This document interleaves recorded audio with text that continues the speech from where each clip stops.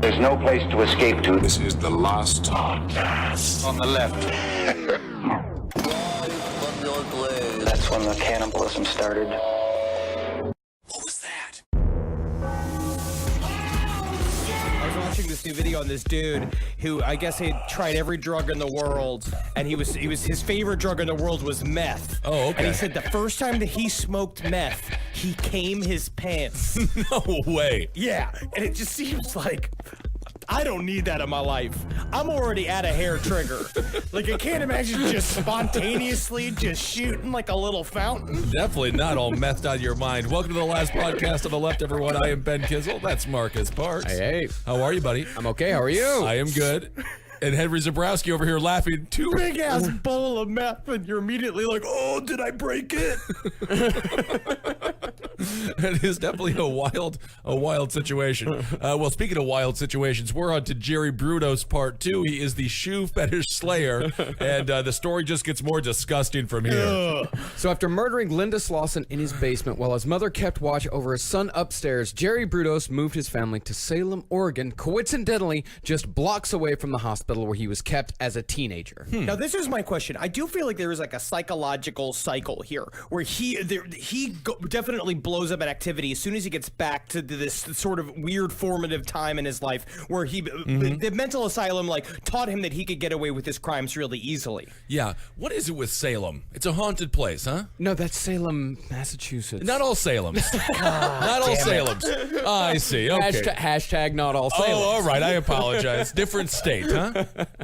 Different coast. All right. Haunted place. What is it with Salem, huh? I'm just asking the tough questions here. Now, Jerry may have chosen this house specifically because of the ample space provided in the garage, which is connected to the house via an outdoor breezeway. And after his last success in getting away with murder, he knew exactly how to set this garage up. Thank you so much for seeing us in Jordan. Thank you so much. And mostly, I love it. I love the hardwood floors. I love the pergola. But honestly, we're going to need 4 bedrooms because I need at least like 1 bedroom definitely just empty between me and my daughter because I just can't be anywhere near here. He's gross. That's disgusting. Also, do you have like a whole private like garage area for my quote-unquote dark room? Should I not use quotes? Well, Jerry, you came to the right show, House Hunter Serial Killer Edition. I think we've got the home for you. Now, first, Jerry installed a padlock on the garage door. Then, he set up an intercom system and told his wife that she was only to communicate with him through the intercom should she need anything from the garage. These are massive warning signs for this woman, right? Yes. Well, quite a few massive warning signs show up in this woman's life over the next few months. Well, the reason why he told her to only communicate with him through the intercom, letting him know that she was coming inside, was that he told her that he had set up a dark room, which he kind of sort of had. And if she were to come barging in, she might ruin any pictures he might have developing at the time. But also, he wasn't like taking pictures in the living room. You know what I mean? He wasn't taking pictures of flowers and shit. She never saw him taking pictures. She never asked any questions about like any of the origins of any of his private behavior. It's very strange. Yeah. Darcy's a weird woman. I feel like you would have to be taking a pecker amount of pictures in order to warrant a dark room. And I don't see how his wife is just like, he got a dark room. If you have a dark room, you're a pervert. You're not doing anything that should be seen by the public inside of a dark room. You are harboring secrets in there. It's called a dark room. It's not called a developing room. I guess, unless you're a photographer. You know, Ben, it's funny that you mention Pecker. Actually, John Waters based a character in polyester off Jerry Brudos. The one who loved the shoes. Yep. Natural. I figured it out, Marcus. Believe it or not, I got that one. Yep. He said specifically based on Jerry Brudos because, you know, Really? John Waters is a gigantic true crime guy. He used to go to the Manson trial every single day. He never missed it. I love So him. cute. Now, as far as the attic went, Jerry scared Darcy away from that by telling her it was full of rats. Jerry used this space to store all of the bras, panties, shoes, and what have yous that he collected over the years. Marcus, what stands for what have you? When you say Right. what have yous in the script, what do you mean by that? What do you think I mean? The what have yous. Bras, panties. First thing that comes to my mind is, yeah, pasties, head clamps. I'm not really sure what else you'd use. What have you would be. What have yous? Well, Jerry took it a step further, telling Darcy that every time she was out with her friends, she needed to call home before she was heading back, because even though it was her house too, he always wanted to know when someone was going to, quote unquote, pop in on Red it. flags, red flags. He made a joke out of it after a while, because finally she was like, why are you always freaking out about me coming home all the time? He's like, yeah, I want you to call so I have time to kick the blonde out. I see. Like it was a joke.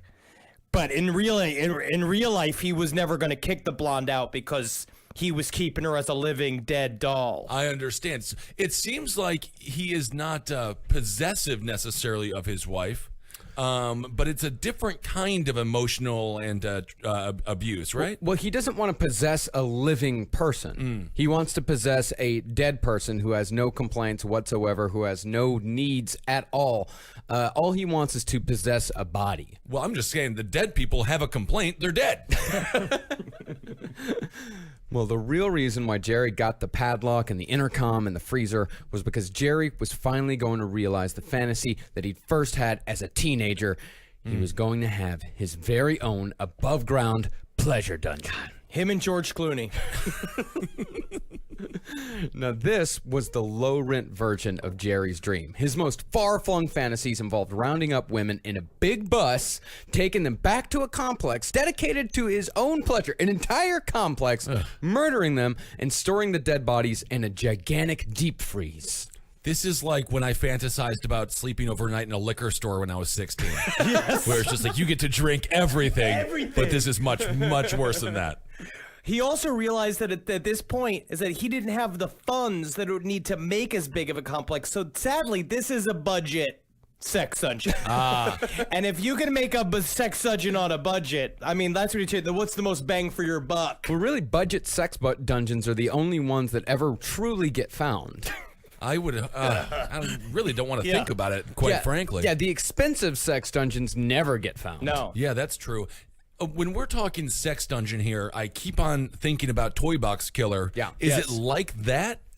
It's a little bit like that, Okay. although it's like that, but it can still pass for a garage. Okay. Like, you can walk in and look at the garage and think like, oh, this place is kind of weird, but, you know, it's still more than likely just a garage, where in the Toy Box Killer, you walk in and you know immediately what that room's used for. Toy Box Killers was made to be permanent. It is definitely for bile, where Jerry Brudos is more like for renting. So you can also turn it into a party room. It's very a la carte. I see. You know what I mean? And also a really good way to hide a sex dungeon is you just put it in the basement of a pizza shop and no one will believe you that it's Oh there. my goodness. Some people will believe you and show up fully armed.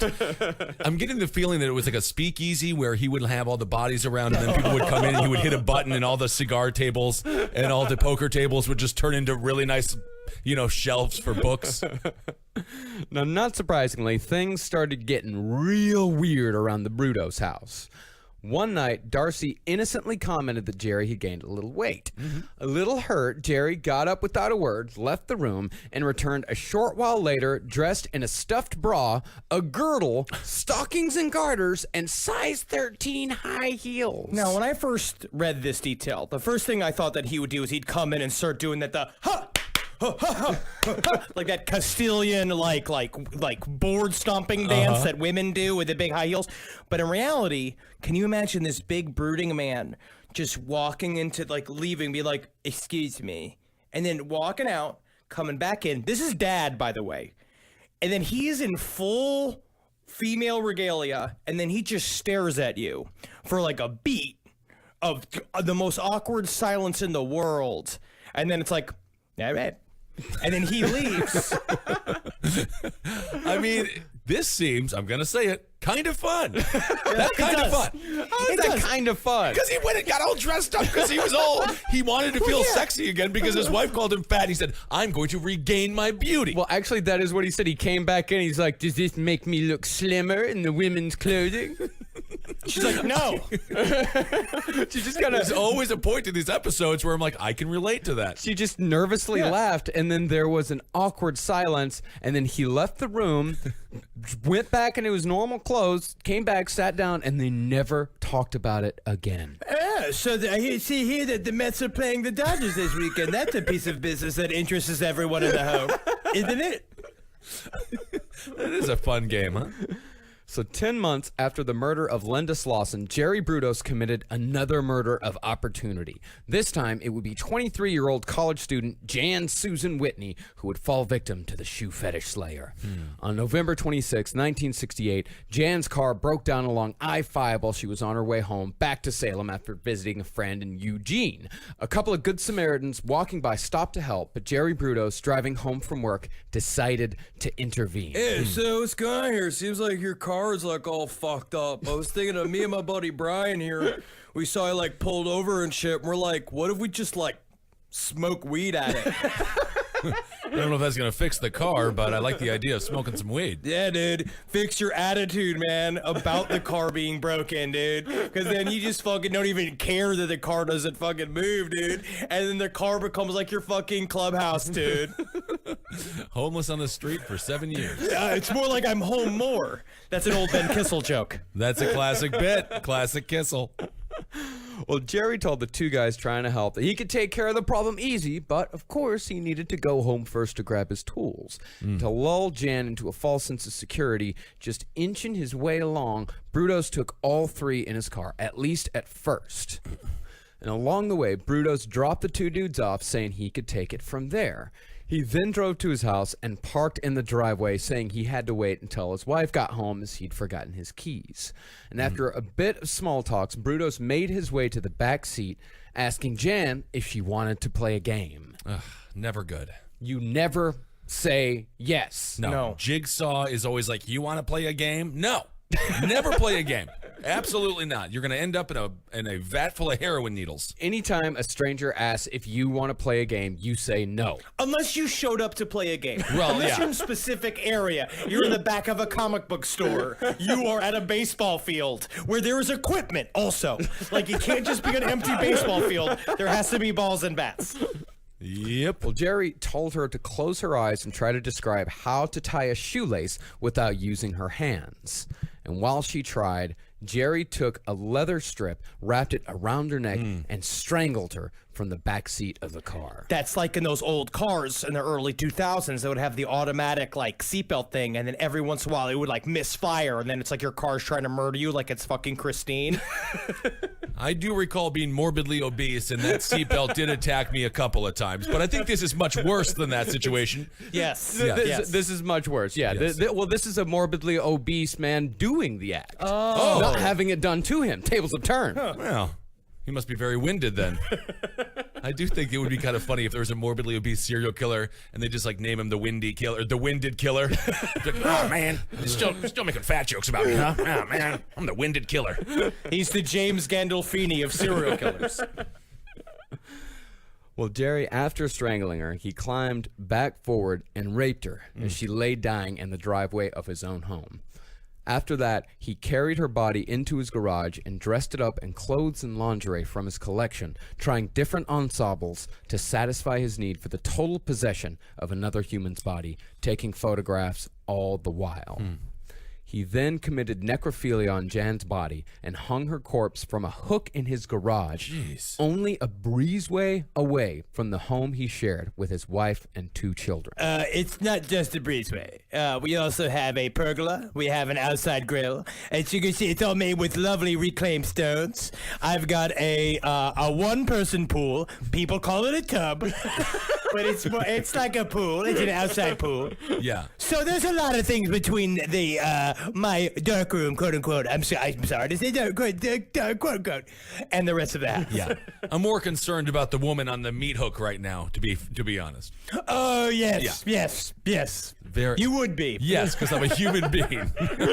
So this is horrible stuff. He is brutal, huh? He is, and he gets even worse. My For goodness. 5 days, Brudos kept Jan's corpse hung in his makeshift dungeon. Jeez. Every day, he would race home from work as fast as he could to repeat the act he committed that first night. He then, just as he had with Linda Slauson, took a trophy, but this time he would take the term literally in a way I've never heard a serial killer take it. He cut off one of her breasts, filled it with sawdust, and mounted it on a board like one would do with a deer head or a prize fish. Oh my God.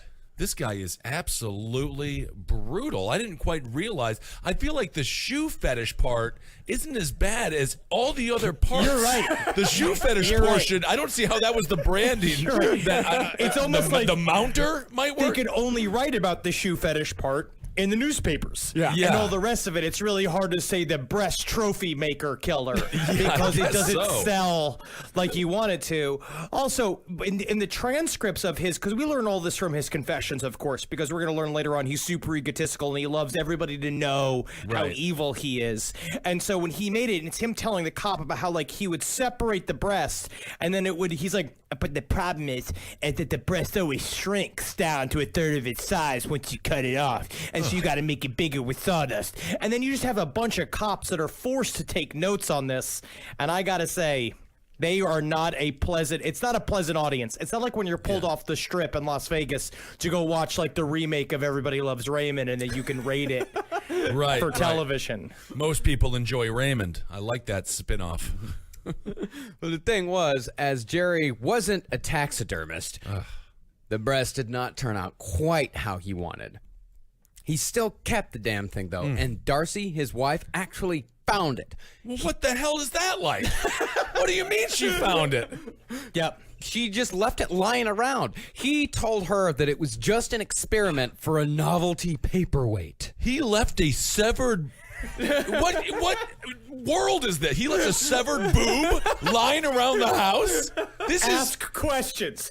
Always Yes. never be afraid to ask questions. Like in a relationship, there's a half of your relationship, hopefully not half of your relationship, but half of your relationship is like two investigative reporters being together. You should not be afraid to ask the hard questions, like stuff like, why are you making breast trophies? Where do the breast trophies come from? And also, like, anything. Just like, but like also like, why are you so mad when we watch Price is Right? it also doesn't even. It's not even conducive for a paperweight. No, not really. I mean, it's just sawdust. Well, okay, well, here's the right. thing about Wait Darcy. a second. That's your problem with I this. have so That's your many problem with this. problems. It's not a good, because technically a foot would be a better paperweight. Yes. A pebble, a rock, anything. Anyway, Well, okay, well, take this perspective on Darcy. In this day and age, most of us would run to the police, especially after Jerry's, the secrecy, the padlock, the intercom, all that. But you got to remember, this is 1968. there were still rules. Yeah. I mean, we had a modern society. Yeah, but I mean, think of it this way, though. Ted Bundy was still in law school. John Wayne Gacy was just managing KFCs, and Jeffrey Dahmer was 8 years old. I love this is how we put time into context on this show. With what Bundy and Gacy and Dahmer were up to. I just see it all as a slideshow and hear that song, the time after time. You see all like the simpler days, like Glory Days, is playing over like John Wayne Gacy just making chicken. Good Lord. All right. This is brutal stuff here. Well, the phrase serial killer hadn't even been coined yet. And besides Darcy, she had no job, no skills, no money, and again, in 1968, she didn't believe in divorce. She wasn't even a high school graduate. This woman did not know how to survive without Jerry Brudos. All right. So Darcy, with no real frame of reference and nowhere to go, chose to believe Jerry's novelty paperweight story. And Jerry's carelessness... It's a human boob.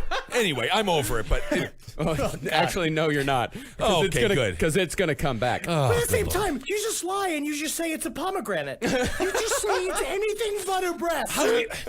Because he kept blaming college students. He kept saying like, "Oh, this is my buddy's college art project that I have over here at the house." All it's kept being like, "What college students are you hanging out with? Is your side life like Revenge of the Nerds?" And I didn't realize it, where you're like a freshman in college even though you're 40 years old. right. Well, Jerry's carelessness and arrogance goes even further than that. Brudos actually left Jan Whitney's body hanging from a hook in the garage for an entire weekend as he and his family left town for a little Thanksgiving expedition. Ah, jeez. While they were gone, a car veered off the road and crashed into Jerry's garage door. It cracked open. Wow. The police came and checked out the scene, but somehow either didn't notice or ignored what had to have been the ripe odor of death emanating from inside that garage. And one of them even took a peek inside with a flashlight, but still wasn't able to see a young girl's body decomposing from the ceiling. And again, it's 1968. If they did smell the stench of death, Yeah? I'm sure they just thought it was a dead cat or something. What are we inferring in these Hey, people? Brian, come here, come over here. Smell this with me, huh? Can you smell that? Yeah, Rodney, come smell this. Come smell this, just like Brian told me to do. Best leave it alone. Yeah. No questions asked. Definitely a cat. Oh my goodness. I mean, this was one of those happy accidents. This car plows into the garage. It could have saved multiple lives if they would have just investigated. Well, listen to this, dude. It gets even weirder.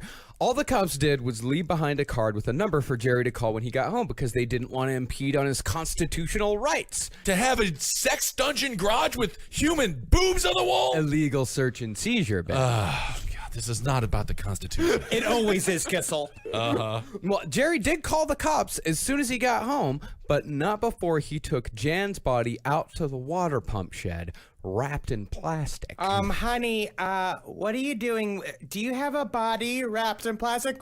No, honey. No, absolutely not. Of course not. This is a dummy because I'm making a kung fu movie. Yeah. we're gonna use this thing. We're gonna throw it off the roof. It's gonna like we're throwing a real guy off the roof, and it's gonna be kind of fun and kind of campy, right? With those nerds that I met from the community college. It's me. It's Booger. A guy named Zippy. Another guy named Stanley. We're having a great time. One of them plays the guitar. Well, I believe it then. So there the cops were, in the middle of a crime scene without a single idea of what had been happening there over the last few days with the murder victim's body just a few yards away in the backyard watershed. That was how arrogant Jerry Brudos was. He could have just as easily gotten rid of the body like he had the other one and then called the cops. But I think for him, I think a lot of stuff for Jerry Brudos, it's like having sex in public. Half the thrill is almost getting caught, or the possibility of getting caught. I also think with Jerry Brudos, it's kind of like the H.H. Holmes thing too, because you keep building up the stakes. It's because psychopaths get bored so easily. So every single time, it's just like, how can I like make this the most roundabout way to show just how smart and clever I am more than ever? It's this fucking superiority complex is going through the roof. So this guy is treating this woman like the girl in the ring. Yeah. Just throwing her into this well. Shed. The shed. I'm getting feelings of like the Grim Sleeper, where didn't people know what was going on in the community? Was this one of those kept secrets that everyone's like, yeah, Jerry's a little weird? Well, there were some people later during one of the trials, some neighbors did testify that they saw some weird shit, but eventually they decided that these people were just kind of looking for attention. Oregonians are very private and they love murder. And we know that for a fact. And they like it when their neighbors murder other people because they hate when new people move into Portland because they think that they're changing the city for the worse. And so they're like, kill them, get them out of here. I know how they work. A bold statement about an entire state. Yeah. Or a Ellie group of Brown people. knows exactly what I'm talking about. The people that we met in Portland, they are all psychopaths, but very sweet. Oh, yeah. Oregonians are they're a complex people, those people in Oregon. I like Oregon.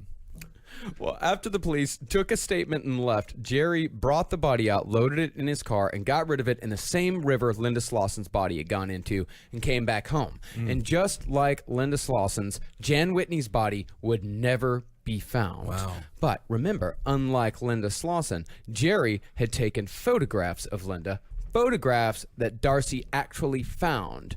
Jerry's Jerry again had an excuse. Like Henry said, the photos of the dead girl, I'm just developing some photos for a college kid that I know. It's Of still a like, dead even girl. if they were just I photos mean- from a college kid, they are of a nude woman in high heels. It seems like a very strange relationship that Yeah. you have with this child. That Yeah. you're just doing all these weird ass of a scared nude woman, because it's not like she's like fun and happy about it. She Right. looks like a woman that's being held captive. Oh no, she was dead. This one on Jan Whitney. Jan Whitney was dead when they started when he started taking pictures. The live photography would not happen until the next victim. That's but that's not the thing. nice. We can forgive Darcy for not knowing exactly what a dead body looks like. I don't know. But it's a little hard to believe that she didn't notice the pictures had been taken in the exact room she was currently standing in. Yeah, well, I understand she did not commit these crimes, but my goodness, Darcy, you could have saved some lives here.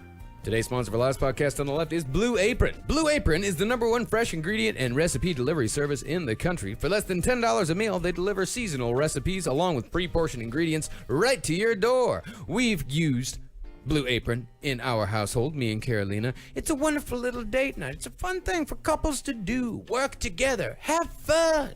Blue Apron is completely flexible, so you can customize your recipes each week and choose a delivery option that fits your needs. And Blue Apron's freshness guarantee promises that every ingredient arrives ready to cook, or they'll make it right. Some of the meals available in August include basil pesto chicken with summer vegetable panzanella, sauteed shrimp and green beans with globe tomatoes, spinach and orzo pasta, whole grain pasta and summer vegetables with heirloom tomato caprese salad, misos, butter, salmon, and lo mein noodles with cucumber and charmed tomatoes, and meatball pizza with fresh mozzarella cheese and charmed tomatoes. Check out this week's menu and get your first 3 meals free with free shipping by going to blueapron.com/LEFD. You'll love how good it feels and tastes to create incredible home-cooked meals with Blue Apron. So don't wait. That's blueapron.com/LEFD. Blue Apron, a better way to cook.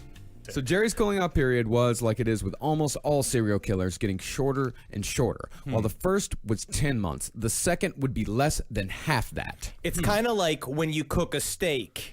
And then you have to let it sit so that all the juices can get in it, right? That's what serial killers are like. Because if Right. not, you ruin the steak if you let all the juices out. For those 10 months, then out 5 months, the juices are getting sealed up in his guts. So Right. when you carve him open, he's just, molto bene. So we have been discussing a sexually depraved serial killer, and somehow you managed to make a steak analogy.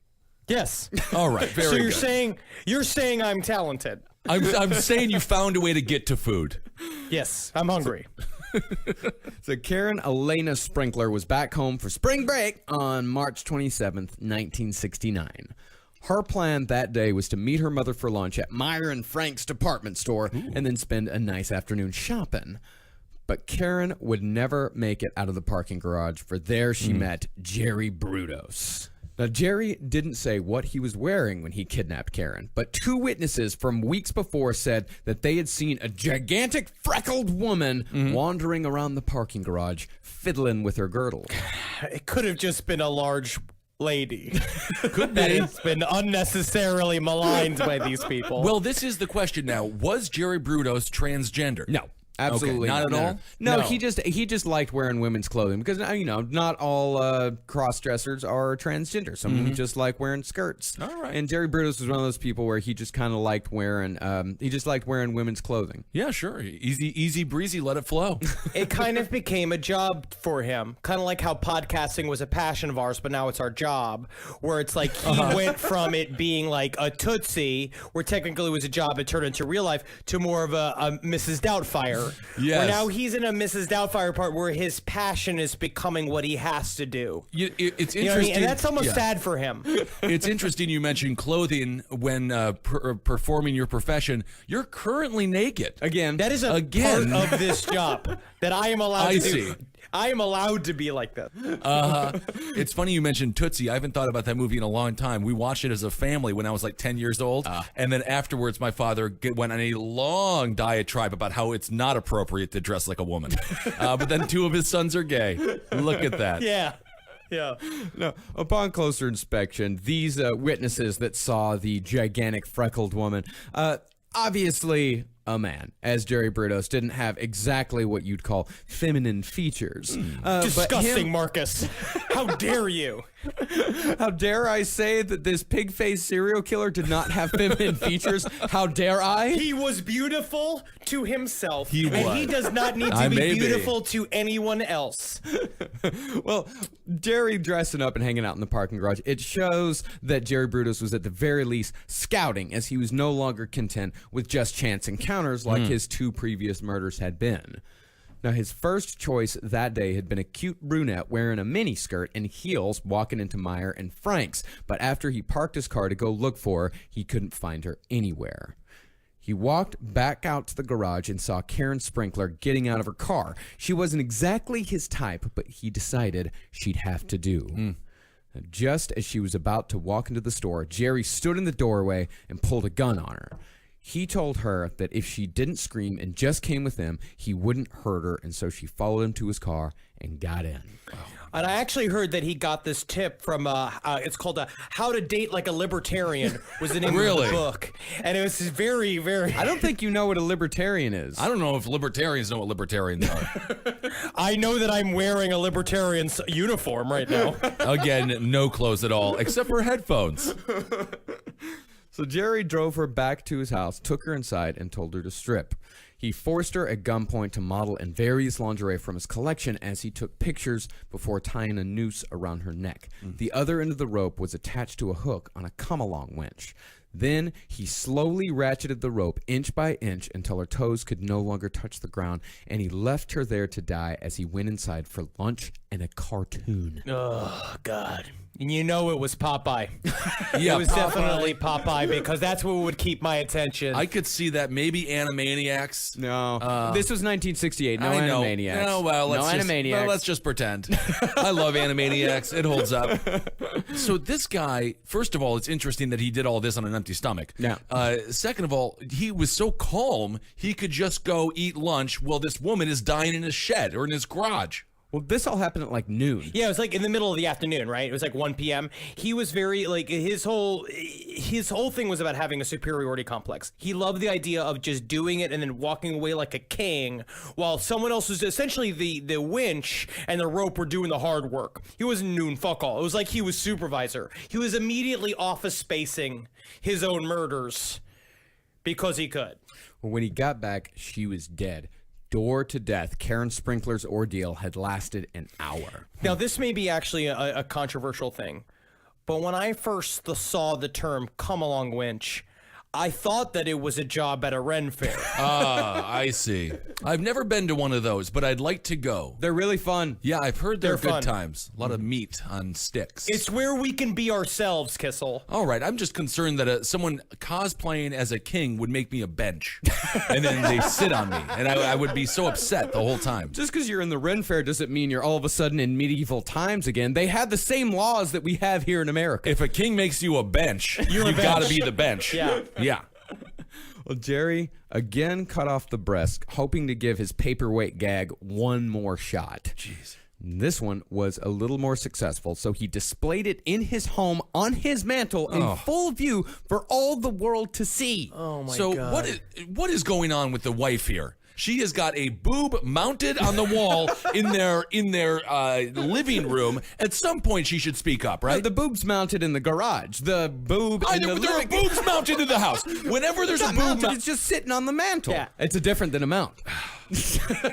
She's just got a Republican senator's wife's attitude, which is laissez-faire. You know, just like letting it be whatever it's Yeah. going to be. don't go in the basement, don't go in the garage. I'm Mitch McConnell's wife. But you just don't want to go in there because it's just filled with his obnoxious toy train. No, that's possible. But before Jerry Brudos got to that project, he had to get rid of the body. As he cut off the breasts, he stuffed her bra with brown paper towels to keep the wounds from bleeding all over his car seats. He then drove the body to the Bundy Bridge, tied it to an engine block, and pushed the bundle over the railing into the Long Tom River. Now, you know, between Bundy Bridge, Ted Bundy, Bundy Drive, where Nicole Brown and Ron Goldman were murdered, and Carol Bundy of the Sunset Strip Killers, I'm starting to think maybe there's something fucking up with this Bundy name. Yep, and think Yeah. about Al Bundy and the group that he had, No Ma'am. No, ma'am. Which is very inappropriate, very, very inappropriate. That's why I say if you see a Bundy, change it to a bum D. Oh, Give it an M. the Bumby family sounds like they're always late to Six Flags. They're rushing. God dang it, we're Bumbies. It's a family that's all mentally handicapped, but they call themselves hobbits, and that's how they hide it. So less than a month after Jerry Brudos murdered Karen Sprinkler in his garage, he attempted his third murder, again by trying to take a woman hostage in a parking garage. But this time, he would fail. Good. 24-year-old Sharon Wood was walking to her car on the way to meet her soon-to-be ex-husband to discuss divorce proceedings when she heard footsteps behind her. They got closer and closer until she felt a tap-tap-tap on her shoulder. She turned around to see Jerry Brudos pointing a gun. He again said if she didn't scream, he wouldn't hurt her, but Sharon decided there was no way in hell she was going with this guy, so she fought back and screamed as loud as she could. You just cannot fight a woman on the way to a divorce. No, never mess with someone going through a divorce. She has been fighting for a year, at least. Never mess with a mother and her baby or a person going through a divorce. They have a hair trigger. Yes. And they are ready to kill. That's what she said. She said that she was full of adrenaline. And Yeah. so when Jerry Brudos, when this dumpy shit came up and pointed a gun at her, she snapped. Yeah. She just lost it. I mean, she must have like slowly done like kind of a one of those really cryptic laughs where it's like, you're trying to kill Today. today. Huh? You want to kidnap another man, huh? Another man wanted to kidnap me for a couple of hours, huh? Maybe take my life away, huh? Faced, freckled piece of shit. I could see your panties hanging out of your pants. You want to fuck with me today? Fuck with Sharon today? No, ma'am, I did not know you were going through a divorce, ma'am. So Brudos put his hand over her mouth, but Karen bit down hard and didn't let go. Jerry then grabbed her hair with his other hand and slammed her head on the pavement to try to pry her loose, but Sharon had bought herself enough time, for at that moment a car came driving into the garage and Brudos got scared and ran away. And when police arrived, the woman had 3 words to describe her attacker: big, red, and freckled.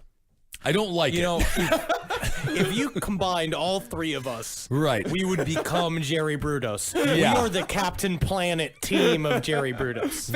Physically. Yes, of course, physically. And that's kind of what it irks me. I'm just going to say that about this entire story is his physical description. Size of Ben, hair of Henry, freckle of Marcus. Good Lord. And it's also, What are we going to do with all these boobs that we have to mount on the wall? oh, God. So the next day, Brudos tried to kidnap a 15-year-old girl, but she too got away again, given the big red freckle description. Then Brudos tried for a 12-year-old girl, but she got away as well. After 3 unsuccessful kidnappings in a row, Jerry decided that maybe brute force wasn't his forte, Right. and so he reverted to what had worked the first 2 times: trickery. At this point, he's really jacked up because he tried to basically not lower his standards, but do the thing of being like, I'm going to make this easier for me by making my victim younger and younger, and he kept fucking it up. So now he's like horny and mad and just raring to go, and I guess, and then he moves towards being a Gandalf, like he moves towards like being a card magician. Oh, I see. Kind of the Chris Angel of serial killers, huh? But now this is the first time he's gone that young, right? I mean, because it's very. I'm just gonna say, you know what, Marcus? What? I denounce Jerry Brudos and his actions. Very strong denouncement. Thank you. So what Jerry did for his next trick is he bought a fake police badge and a fake police uniform, counting on the public's trust of institutions to catch a victim. And he found that victim in 22-year-old Linda Sally. Now, since Jerry's cover was essentially blown in parking garages across the greater Salem area, he headed up to Lloyd Shopping Center in Portland. And there, on April 23rd, 1969, he found Linda Sally, who had just bought presents for her boyfriend's birthday. And according to Jerry, he walked up to her, flashed his fake badge, and told her there had been a rash of shoplifting cases at the mall recently, and that she matched the description of the prime suspect. Hello, my name is Officer Brutus. You may know me. This is my badge right here. I'm part of the FBI Female Body Inspector. Yeah, It's a joke I've had since I was a kid. It's funny. No, I'm really with the Federal Bureau of Inspection. Is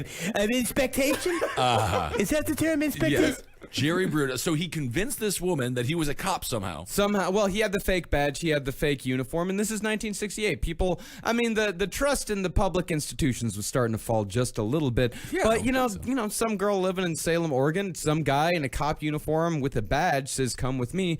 Probably gonna go with him. But it's not like he has a cop car or any information or understanding of what being a police officer is. Yeah, he did not. But the thing is that at this point, this girl's probably more afraid of getting into trouble than she is of getting murdered. You know, that's a much more reasonable thing to go through her head. It's like, I'd better go with this cop or else I might get in trouble. I don't want to get in trouble. And if I just go with this guy, then nothing bad is going to happen to me. And that's the great irony of it, is Right. her trying to prevent something bad from happening is what actually leads to her murder. Yeah. Never trust anyone. That's right. Never trust anyone. You know- I want to see the cop car. I want to see the numbers on the badge. Yep. If I'm going into an ambulance, I want to just. You better check them sirens. Yep. Before I believe that this is an ambulance. I do not trust that I am being arrested by a police officer until I am fully beat up, in handcuffs, sitting in jail. And then I say, I think they might have been real cops. You got me. You got me, guys. I trust you now. No, I agree. Don't trust anyone. All we have to do is follow Stone Cold Steve Austin's t-shirts. Which is? DTA. Don't trust anybody. Anything that can fit on a Stone Cold Austin t-shirt, that's all you need. Well, if Linda Sally's fear shifted from getting into trouble to physical harm as they drove an hour back to Salem instead of the police station, she didn't say a word on the entire drive, according to Jerry. And she didn't say a word when Jerry directed her to enter his garage. And there, he tied her up and went to eat dinner. He's always doing this stuff hungry. Like you said, Kissel. It was like I was reading about like Terry Crews. He wakes up and he works out first thing and he doesn't eat till 2 p.m. He's doing all this hungry. Really? Yeah. Wow. I guess it's sort of like a Snickers commercial here, the Jerry Brudos edition, which is it would be a dark line of commercials for Snickers to go down. Today's other sponsor of our last podcast on the left is Nature Box. When it comes to snacks, sometimes it feels like the only options are delicious and a billion calories, or boring and tasteless. But it doesn't have to be that way. Up your snack game with Nature Box. I'm checking out the Nature Box website right now. They got dark cocoa nom noms. They got salt and vinegar veggie chips. I love salt and vinegar. And they also got, mini Belgian waffles. Sign me up. NatureBox has over 100 snacks that taste good and are all made from high-quality, simple ingredients. That means no artificial colors, flavors, or sweeteners, so you can feel good about what you're eating. Plus, they add new snacks inspired by real customer feedback, the latest food trends, and professional chefs every month. It's so simple. Just go to naturebox.com, choose the snacks you want, and NatureBox will deliver them right to your door. You can get those mini Belgian waffles, sir. There's no risk. If you ever try a snack you don't like, NatureBox will replace it for free. So you're sure to find your new snack obsession. And right now, you'll save even more. NatureBox is offering our listeners 3 free snacks with your first order when you go to naturebox.com/LEFT. That's naturebox.com/LEFT for 3 free snacks with your first order. naturebox.com/LEFT. Well, after Jerry got back from dinner, he found that Linda had broken free from her ropes. But instead of trying to escape or use the phone that was right there in the garage, Linda was just sitting there waiting. I mean, What is going on here? Well, this might seem a little baffling, It but seems extremely baffling. Just get out of there. well, it's actually a well-documented reaction to kidnapping. I read this article. It was published in the Journal of the Royal Society of Medicine. Sounds like they focus on spina bifidus the most. Very good. Very good, Marcus. Thank you. But these two writers, David Alexander and Susan Klein, they wrote that in some kidnappings, certain personality types will respond with what's called frozen fright. In frozen fright, the victim's normal emotional reactions are completely paralyzed. In more extended kidnapping scenarios, some people suffer from what's called learned helplessness, in which the person believes nothing they do can help their situation. And it's very possible that Linda Sally fell victim to this symptom almost immediately upon figuring out that Jerry Brudos was definitely not a police officer and definitely meant her harm. Because, as far as it could be with her, she was just waiting for him to take her home. She's like, well, I guess I'm just here, but if I sit here and wait, then maybe he'll just take me home and not hurt me. Yeah, and do whatever we'll do whatever he wants. We'll get this over with, and then this will be over. And at the same time, Jerry Brudos is looking at all this is that it's technically fulfilling his even deeper fantasies, because there's a part of him where he sees that she's broken away and hasn't escaped, and he's like, she's flipped. She now loves me. This is all consensual. This is all great, and it's a thing that he always wanted, like total control over someone.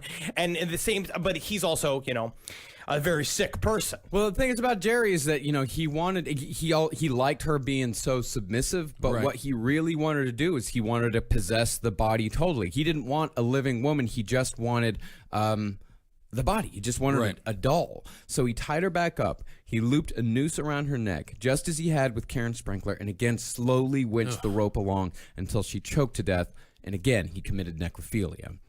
But this time, he decided to try an experiment. He hung her corpse on a hook, stuck hypodermic needles into her rib cage, and ran electricity through the metal. He said he wanted to see if he could use the current to make the corpse, quote-unquote, dance. Okay, so he's got this woman acting like, I believe, Kim Basinger in Tom Petty's Last Dance with Mary Jane. Kind of, sort of. So he's dancing. Again, what is happening? He's in a garage. Don't the neighbors notice, or the family? At some point, you have to understand there's like a bunch of experiments going on in this garage, and it's not like totally normal. What's he building? What's he building? And then you open it up, and you just see him dancing with a corpse. Well, no, not literally dancing. When I say dance, he said, what was the exact quote? He said he wanted to watch her jump like a frog in a skillet. Yeah. He didn't think he was gonna plug her in and she was gonna turn into Lady Gaga. You know what I mean? And that's fucked up to say. That's But he awful to didn't say. think that. He thought it was just. He thought it was gonna wiggle around, but it didn't because he didn't have enough He didn't have enough current, or just whatever. He's just bad at it. Right. We do dark humor on the show. That's what I always say. We do. We do. We do. But I will say, I scream for hours in this room in my apartment complex, and no one says anything. Yeah. Except someone did ask me. I was at the community grill, and it was like I was grilling something in the front of my apartment complex, and someone walked past and asked me if I was the guy who's always screaming in accents, and I said yes. Wow. Well, that's an interesting way to call you racist. I am just saying that they are trapped in here with me. I'm not trapped in here with them. So when the body did nothing that Jerry wanted it to, he took it down and again threw it over the Bundy Bridge, weighed down by a Chevrolet transmission. And thankfully, Linda Sallee would be the last victim of the shoe fetish slayer. Oh, thank goodness. And within 2 months, Jerry Brudos would be behind bars. Yeah. Now, It even though definitely doesn't seem like a good advertisement for Chevy.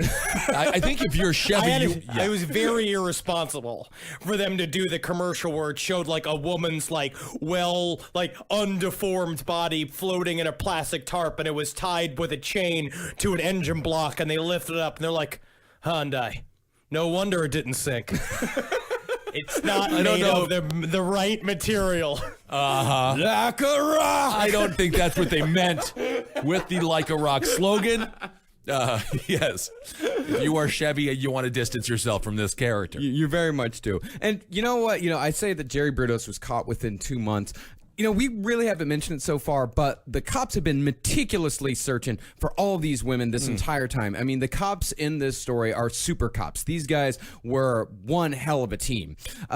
Well, the thing was, though, is that the bodies of Linda Slauson and Jan Whitney, they were never found, as we said. So there weren't really many clues to go on with them. The only thing anyone knew about where Linda Slauson went was the general neighborhood where she went to go sell the encyclopedias, because her company didn't keep records of the exact houses their salesmen went to. And Jan Whitney had just seemed to vanish into thin air from a broken down car. And the two dudes who could have identified Jerry from Jan Whitney's broken car had probably split by that point, never knowing anything had gone wrong. Hippies have the memories of goldfish. They only remember the most righteous bong hit they've ever taken, and how long it is what is the longest they've ever noodled, which is, I've heard, at its peak is 7 hours and 14 minutes is the longest single string of noodle that a hippie's ever done. Wow.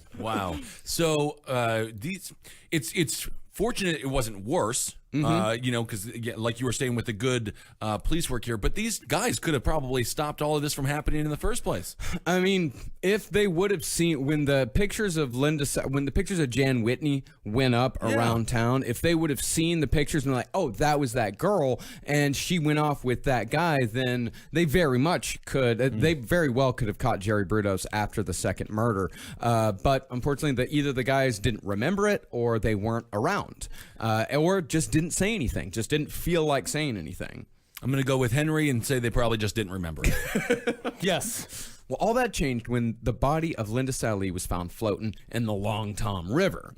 The body had been weighed down, but Jerry had botched the job, so the corpse was spotted by a couple of citizens out on a father-son fishing trip. Nothing brings a father and son closer together than finding a nude dead woman's body, because you can see how each other reacts. I guess You know so. what I mean? If you know that something's wrong with your son, if immediately jumps on it and starts chewing on it like it's a cedar wheel in a hamster cage. Yeah, you got some issues with your kid there. I used to go fishing with my father, but we both hated it. So why did you go? I have no idea. He's an immigrant, so he just wanted to do an American thing. And then we hate worms and water. We're not supposed to be on it. No. Banked was never supposed to be in a tiny boat. No. If Banked ever went into a tiny boat, it was only on the estuaries of Uruguay. That's where he belonged. That's where his family was. Thank you, Henry. Beautiful. No, while searching for more clues, divers also found the body of Karen Sprinkler just 50 feet away. When they inspected the knots used to tie the bodies to the weights, they found that whoever had done the knots had used what was called underwriter's knots. And these knots were specifically used by electricians. And so police had their first real clue. After Linda Sally, Brudos decided to change venues and tactics for his next victim. Just simply abducting or tricking women wasn't enough for him anymore. Now he wanted to play with them psychologically. Jerry started haunting Oregon State University, hanging around campus, and bothering women to go out on a date with him. And when that didn't work, he started calling dorms, asking for Pam or Susan or Tanya, just random names in the hopes that he would be connected with anyone. Hi, excuse me. I'm looking for, is La Quinta her? is La Quinta there? You called the La Quinta Inn. We don't actually have anyone named. Oh, yeah. Yeah. Maybe it's not so common name there. So do you have a, is there a Howard Johnson there? No, that's a. I mean, that's I'm just looking at lists of hotels. Yeah. Are you These are looking not to? women's names. Now, he was actually successful with this 3 times, and each time he told the girl on the other end, and this is what he opened with, is that he was a Vietnam vet with ESP. Oh my good. Did he mean PTSD? Nope, he meant ESP. Actually, it's more like I'm a Vietnam vet. I should have finished this with ESPN. I have all of the ESPNs. I have 1 through 9. You know what I mean? Because you can watch all the pool that you want to watch, all the billiards on ESPN 6. And then ESPN 9 is just John Madden stuck on a toilet on a camp. Oh man, I think that channel would do fairly well actually. He would then ask them out for quote-unquote coke and conversation. Not cocaine. Oh, okay. Coca-Cola. Well, do cocaine, and then you're gonna have a lot of conversation. You're going to have a lot of conversation. Well, the first 2 girls he called turned him down, but the third said yes. They got together for a date, and Jerry was a creep almost immediately. Because by this time, the murders of Linda Sally and Karen Sprinkler were common knowledge. So Jerry decided, as a lot of these guys do, to talk hypothetically about the murders. So this is his sort of "if I did it" moment. Yes, it is. Well, it's the same thing that Ed Kemper did when he went over to the cop bar and he would talk to them about the murders that he had committed hypothetically. He's like, well, if I was this guy, I might have done this or I might have done that. Or John Wayne Gacy doing the ride-alongs with the cops that were following after the disappearance of Robert Peist. These guys do this a lot. And this is like kind of a psychological flaw in these guys, that it's still like it's another way for them to feel superior. And we're going to see this extend to the police, but it started off with the women and we're saying he is getting off sexually on this, on seeing them being made uncomfortable about him talking about the crimes that are happening. And he likes it because it's basically putting him in a power position immediately where women are kind of already on guard, and now he's needling them like talking about this very fucking frightening real thing that's happening all around them to girls that look just like them. Yeah, so you got this guy who is like Ignatius from Confederacy of Dunces. Kinda. Just obnoxious, fat, disgusting, hanging around college campus. Again, were there any red flags? There's a lot of red flags here. Yeah. But no one is really picking up on. 24/7. You never just randomly answer a fucking phone call. I guess technically Tinder's the same thing. I guess. You're just meeting up with randos. They could say whatever it is that they want about what they are and what they do. Well, first, when Jerry was out on the date, he asked the girl how she knew Jerry wasn't going to take her to the river and strangle her. That's what he opened with. Do you think it's just because I look too kind? Or do you think it's because I look too fucking awesome? You know, when I was a child in high school, I didn't have a lot of time for classes because I was too busy going to a mental asylum, so I was pretty cool. I had stuff going on. Well, you should have clarified Coke in extremely creepy conversation. And then he said, and this is an actual quote from him, this is what the girl said that Jerry told her. Okay, think something sad. Think about those 2 girls that were killed. Yeah, I'll start with that. That was an awful thing that happened, right? Isn't that fucking bad? All right, now think about something else sad. Think about, like, the Buffalo Bills and how they lost 4 Super Bowls in a row. That's sad. It's extremely sad. I also love, again, when Jerry Brudos slowly becomes Charles Ing. It's like my favorite bizarre muddled right in accent in a while. And who is more annoying, Charles Ing or Jerry Brudos? More annoying. I think Charles Ing only because of just the strength of his character. Charles Ing is he's louder. I'd say he's 5 decibels louder than Jerry Brudos. It's just a matter of volume. Yeah. Jerry Brudos isn't in the break room practicing martial arts and screaming like Charles Ing was. You don't know what I bring to the banquet! Oh my goodness. I love the conversations that this show inspires. Well, Jerry followed the think about something sad opener by asking this girl why she wanted to be raped like the other girls. And he then ended the date by saying he needed to go work on an engine, again referencing the girls in the river. He's just trying to be as creepy and as awful as he possibly can be. Yeah, you have to understand what a struggle it is, you know what I mean? Because I tried Toyotas, but they just weren't doing anything right. And then I went over and I tried a Fiat engine, and it just didn't really that didn't get for me either. But really, it was just when I got the Chevy, I was like, now this right here, this is like a rock. But thankfully, instead of just trying to write it off as just a bad date, the girl immediately called the police when she got home. And since the papers had never reported the sexual assault, police knew this was something worth looking into. Because, I'm sure there were plenty of people calling in with tips, but since he had not, this is why cops don't release all the details from a crime. Right. It's because they're waiting for somebody to trip up. Yep. Yeah, and Jerry Brudos tripped up. And what's more is Linda Sally was a student at OSU, so police had already been canvassing the area asking about suspicious characters. And women had already told them about the flabby, freckled 30-something bothering women around campus.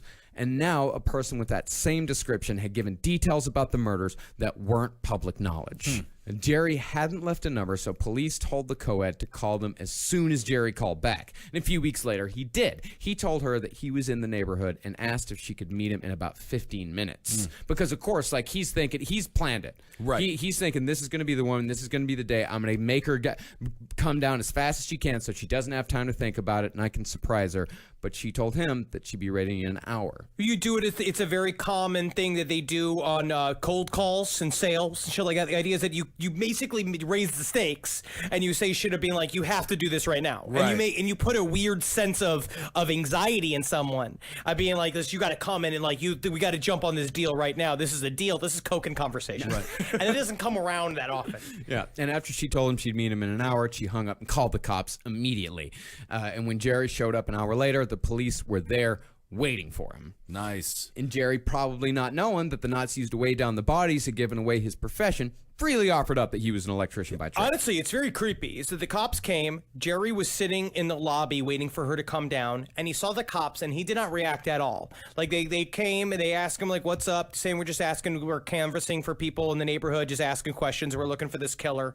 And he just laid this whole line down, be like, yeah, I'm just an electrician, I'm here in town, I'm helping my buddy work on a project, and I'm just here, I'm just killing time in this lobby. So he lied, not knowing that he was already they were casing him, and he didn't think about it, but he thought he was being super fucking smart, so he lied and then left.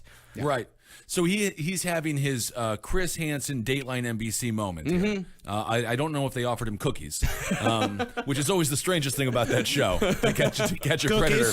Lemonade. It would be interesting to be a producer on that show with the just in charge of the food. Yeah. I'm in charge of snacks. Make sure there's cookies. And then you think about those people, once you realize that you are to catch a predator, you should start slamming those cookies. 'Cause that's the last time you're going to get good cookies. Oh yeah. Those are the last cookies you're ever going to have, man. Very unfortunate you guys gave me macadamia nut cookies. It's my least favorite cookie. Well, Jerry, he gave the cops his real name and he gave them his real address. They went to his house, and Jerry freely volunteered that he'd been living in the same neighborhood where Linda Slauson had disappeared the previous year, and he freely offered up that he regularly drove along I-5 where Jan Whitney's car was found. And as far as murders number 3 and 4 went, the department store where Jerry abducted Karen Sprinkler was only a few miles from his house, and the spot in the river where he dumped their bodies was only a few miles from where he worked. But it's actually okay, because what you do is that what we know about serial killers, especially now, is that they work in a very small radius. Unless they are really booking around like Richard Ramirez did in order to try to throw off the scent and all that bullshit. If you're not aware, which especially at the time there's no writings about serial killers, you keep it all they know that there's a central spoke. And as soon as they see oh shit, all this stuff's within easy access of this shit, it's right there, and the guy's an electrician, it's right there. We just need to watch his ass. Yeah. And I don't know if Richard Ramirez could ever throw off the scent. Horrible breath. Horrible breath on that. Horrible breath.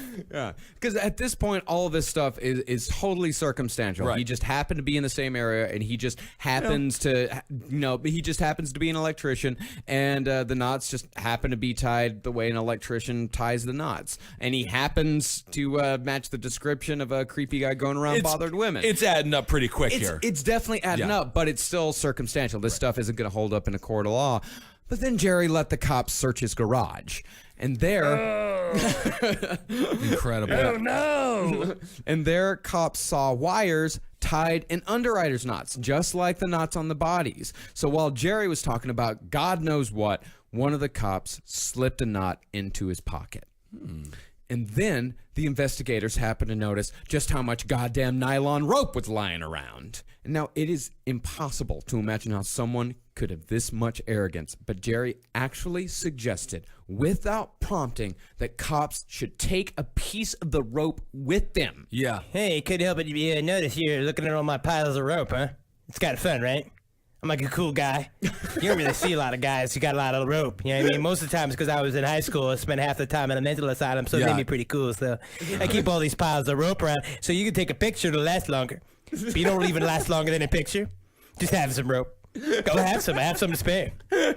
You enjoy yourself. Go on, play with it. Do whatever you got to do. Look at this. You hang out, you fly. It's like a thin little penis. But then if you put it in a bowl, it's like a bunch of spaghetti. You can do anything you want with the rope. Those are two things that you could theoretically do with the rope. You can also hang up a bunch of girls from the ceiling with it. Okay. Anyway. All right. So he really, in his mind, he's proving he thinks he's out smarting them. Yeah, he completely thinks he's outsmarting him, and it's like I was saying earlier about the thrill, half of the thrill being the possibility of getting caught. The closer he gets to getting caught and still getting away with it, the bigger the thrill is. Yeah, he's ratcheting up. He's ratcheting up his it's making him a hard little dumpling. Yeah. The longer this is filled up with this shit, it's really ratcheting up. And he also, at this point, he says in his confessions later on, is that he thought that they couldn't get anything on him because he got rid of the bodies. He's like, they need the bodies, they need all the weapons, they need all the shit, but you don't realize what he's doing. He just thinks he's brilliant. He's a piece of shit. Yeah, and he actually cut a piece himself from the same coil of rope he had used to tie his victims' bodies to automotive parts to keep them from floating to the surface.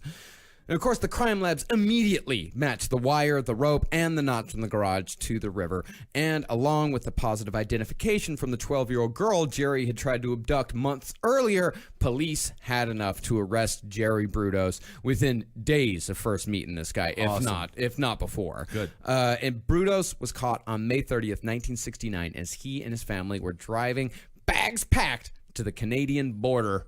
It only took a few hours in the box for Jerry to confess to all of his crimes. And it seemed like he really wanted to. Like, honestly, all of this was him sort of opening up to the cops. He likes being a part of the investigation of himself right. because it fits something with him. And what I thought it was very interesting was that when they arrested him, he was asleep in the back seat while his wife was driving. And when they took him back to get changed to be put in prison clothes, he took off his pants and he was wearing a set of satin panties. And they all looked at him and he was like, "My skin is very sensitive."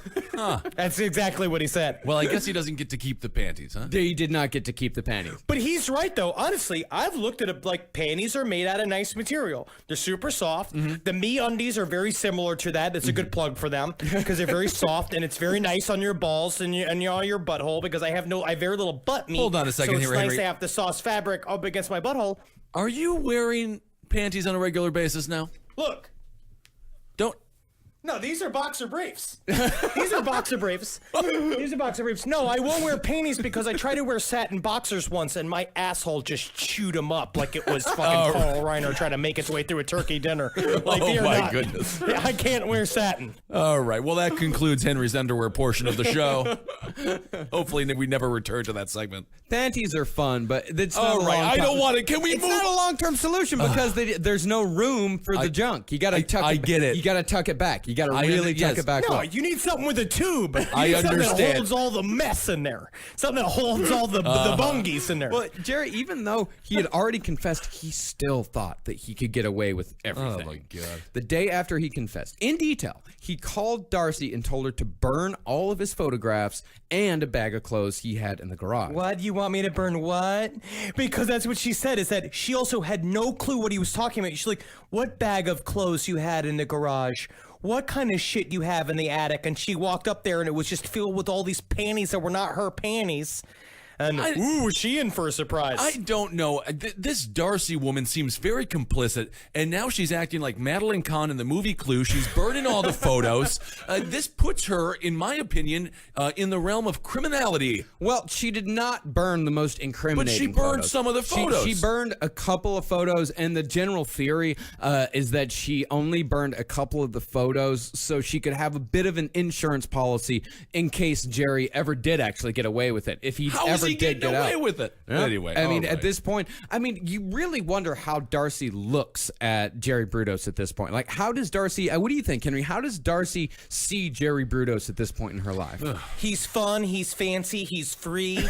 I don't think so. that obviously it's just the deepest form of denial in a way, where you've really just to the point where you're aiding and abetting a murderer, where I think that you at some point you have to break through whatever is your comfort zone because that's where she's living in. She's living in a bubble. I think it was kind of the same thing we looked at when we talked about Eric Harris and stuff like that, when you're like looking at this kid that's something is obviously fucking up. Yeah. But you are just not gonna even acknowledge it, because if you do, you have to do something about it, which involves then putting yourself in harm's way. Like, because think about this. How far is the jump between you becoming, you're his wife, and then if you discover all the crimes, that you become one of the victims? Yeah. You already seen the kind of shit that he was doing, cryptic shit. He was choking her and stuff that she wasn't into. He was putting bags over her head and taking pictures of it like back in the day, and she saw the look in his eyes. She saw the Brudos glaze that would go over when he did that kind of shit, and she knows that he's fucking dangerous. Yeah. I mean, it just,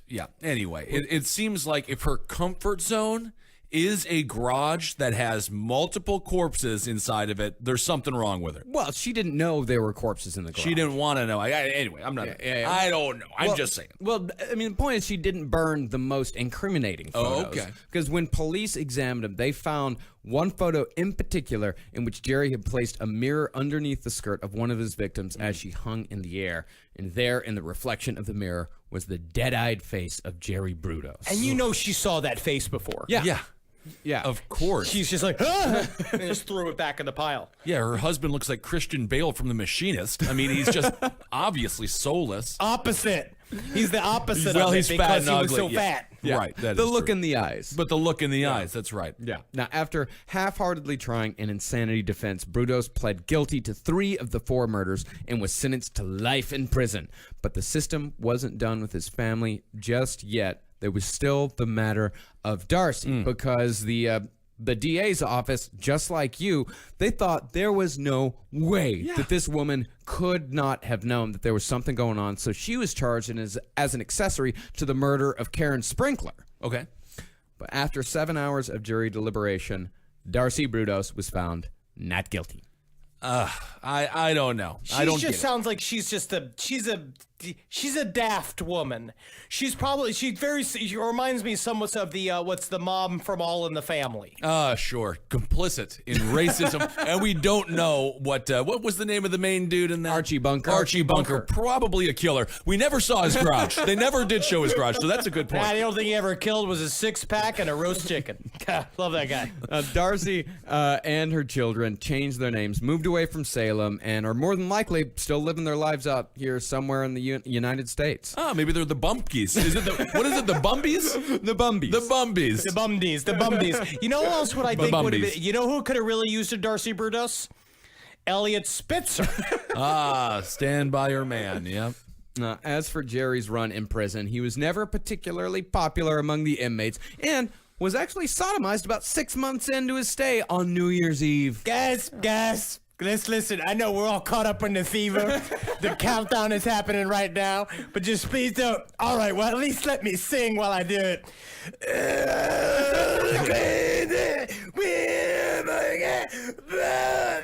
I'm not gonna make this sexy for you. I'm not making it sexy for you. We can allow that because Jerry Brudos is a horrible person. Yes. Yeah, Jerry Brudos is the fucking worst, man. He's awful. But the guards loved him. The guards loved him. The guards absolutely. He was very popular among staff. Well, That's not a good thing to be actually in prison. You don't really want to be the staff's #1 guy. Well, No. he installed the entire cable TV system there. He worked up this great record-keeping system with their computers because he was a natural at computers once they started being put into personal use. And he was also in charge of repairing, restocking, and just generally doing maintenance over the vending machines. So basically, he did what I do for my parents every Christmas when I go home. Right, yeah. You restock your father's vending machine? Yeah, because his dad has to wear oven mitts because he drank himself and smoked so many cigarettes he can't function. My father His hands is don't suffering from diabetes, and he is unchecked. Yes. And it will be sad. There will be a time where I will have to do a sad moment where I have to memorialize my father, and everyone's gonna have to deal with it. Well, while Jerry did do a fair amount of work in prison, most of his free time was spent with the many shoe catalogs he requested through the mail throughout the years. And he was able to just that's- keep those way out in the open. Honestly, though, that's porno for him. The prison should have not let him have shoes. No, that's the catalogs. best part about having a fetish is that then anything can be your porno if that's your fetish. Like if you like raw chicken, going to the grocery store, you could come all over everything. Yeah, but that's not- kind of fun. I guess it's good, if like Horse and Carriage Weekly, if you're really into carriages or something. I don't know, I suppose. And just a little over 10 years ago, Jerry Brudos died of liver cancer at the age of 67 in Oregon State Penitentiary. All right. Wow. Yep, Jerry Brudos. And Jerry Lewis died today. Wow. I'm going to say this episode's in memory of Jerry Lewis, because if there's anybody that physically reminds me of Jerry Lewis, it's Jerry Bruce. I don't. This is a false equivalency here. Jerry Lewis, a very talented comedian. Jerry's dropping like flies. Oh my Jerry's goodness! shopping like All the flies. Jerrys. Someone look out for Jerry Rice. Oh my goodness! Where's Jerry Stiller? Not a good time to be a Jerry. Well, that was a great couple of episodes there. Very informative. Another horrible person. Yeah. Just one more. Yep. My and goodness. it only took 3 tries to get this episode in the can. Yeah, that's it. And I'm really proud of all of us. You know, everybody's you karate guys playing grab ass upstairs anymore. See, thing is, when you rent a studio, when you find a new home, Oh, Marcus is getting his Texas high voice on. So when you you might be a podcast company if you rent a studio. You don't think to ask if there is a kung fu studio directly above you. Well, what And do we that learn, Marcus? We learn to always ask if there is a kung fu studio directly above you. I mean, come on, It guys. is difficult to ask them to quiet down. Oh, yeah. Because they have a certain set of skills. Oh, my God. We are podcast comedians. Our bodies are atrophying as we do our work. A key tenet of Kung Fu is grunting. We're getting a lot of the grunts. Yeah, we're going through some growing pains here. You know, things are changing, all for the better. But we appreciate you guys being patient with all of us. Yes, it did take 4 tries to put out 2 episodes here. So it is. This is good. We're going through just as much pain as you are. So, But guess what? Yes. Don't. Growing pains leads to stretch marks, and stretch marks make you beautiful. Cellulite Saturday, this is big. I think it's brave of us that we're showing our sweat. I guess so. Celebrating ourselves. I don't like the analogy. As a person who went through multiple years of growing pains and has horrible stretch marks, they're ugly. On me, anyway. Well, you don't like I got yours. them all, I got them all on my sides. I got them on my sides. I got them on my bum. But you won't look at that. No, I will not, but unfortunately, I'm forced to regularly as you show off your rear end on a daily basis. Yeah. All right. Well, thanks so much for listening, everyone. We want to say we're going to Canada. Yeah. We got Canada coming up here, so get tickets for that. Vancouver and Calgary. We're coming on the 24th and the 25th, I believe. That's this Thursday and Friday. Go to lastpodcastontheleft.com. For all of our tour dates, we're also coming to Toronto. We're coming to Pittsburgh. We're coming to North Carolina. We're coming to Omaha. We've got a lot of shows left in this year, man. A lot of shows, and one of the biggest shows that we're extremely excited about is in October. Yeah, make sure you come to our Samhain Gala, presented by us and Natalie Jean in Los Angeles at the El Rey Theater, October 28th. Buy those tickets. We're already halfway sold out. Yeah, It happened immediately. Yeah, they went on sale on Friday, and we in just a few days we've sold half of the tickets. So get them now. Do not wait. If you want to come, do not wait. Get those tickets as soon as you possibly can. We very much and we appreciate everybody who buys those tickets right when they go on sale. Man, we can't wait to come out and entertain y'all again here in Los Angeles. It really And does. we'll It's have going to be a lot of fun. Yep, a lot of people from the network will be there. Eddie Tunes and I think KB, Kevin Barnett from Roundtable of Gentlemen will show up. So it'll be really fun. And thanks for supporting all the shows here. Abe Lincoln's Top Hat for everything political. We're going to get through this together. Roundtable of Gentlemen, Page 7, Movie Signs with the Mads, Sex and Other Human Activities, all the great shows here. That's right. And we got some new shows coming up as well that we're really excited to talk about in the future. Oh, absolutely. We got some. If you speak Espanol, Yes. then you will be very excited for a new product or a new project that we've got coming down the pike. It's going to be out here in just a couple weeks. And we've got a lot of exciting stuff here happening here in the Podcast Palace. But we're possibly going to move to a new Podcast Palace. Is So that we what gotta we're come- calling it, the Podcast I think it's a new Palace? Podcast Palace. Podcast Palace. I like it a lot. Eddie named it on Roundtable. Oh, he did? The Podcast Palace. Yeah, I yes. like it. Podcast Palace. I like that a lot. So make sure you can follow us on Twitter. I'm at Henry Loves You, at Marcus Parks, at Ben Kissel. Follow us on Instagram at Dr. Fantasy, at Marcus Parks, at Ben Kissel, the number 1. And follow Last Podcast on the Left on all of the bullshit at LP on the Left. Get off of Facebook. Please. I haven't been on Facebook in many months. I don't miss it. I think I've been off of goodness. Facebook for like. Do they send you the needy They emails? did. They sent me an email today. Facebook did? Facebook. Oh, sent they me- said they call you lazy. Yeah. I honestly, I'm so livid with Facebook. Do you get the hey lazy? It didn't. No, it wasn't. Hey, lazy. It was like log back into Facebook with just one click. No. It's like no, you can fuck. Go fuck yourself. Yeah, you can go fuck yourself. I'm Yep. done with that stupid goddamn fucking site. Anyway, all right, everyone, hail yourselves Hail Satan. Elgin. Hail me. and a Magoostilations, one and all. Yeah. Praise be to Satan. Bring chaos to our enemies. What? Is that a new tag that you're working on? I like it. I don't know. I like it. I like it. I like it.